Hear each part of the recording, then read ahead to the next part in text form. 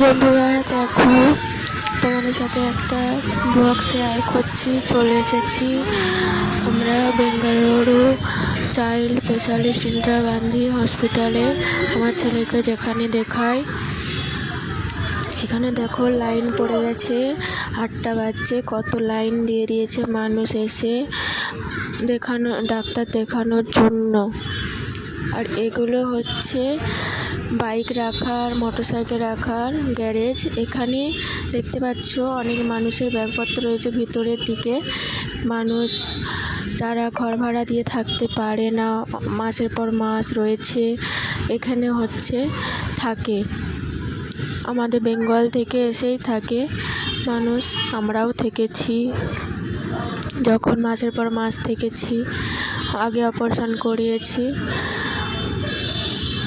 এটা হচ্ছে ইন্দিরা গান্ধী হসপিটালের এমার্জেন্সি গেট। এটা হলো এমার্জেন্সি গেট।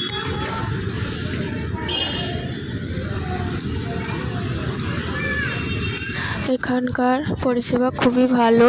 কারো যদি কোনো অসুবিধা হয় বাচ্চার, অবশ্যই নিয়ে আসতে পারো। যে কোনো রোগের চিকিৎসা করা হয়। খুবই ভালো পরিষেবা এখানে। এই যে বাচ্চাদেরকে রাখার জন্য খেলছে, সারাদিনকে দিন রয়েছে, তাদের ভোলানোর জন্য রয়েছে এইসব ফুল।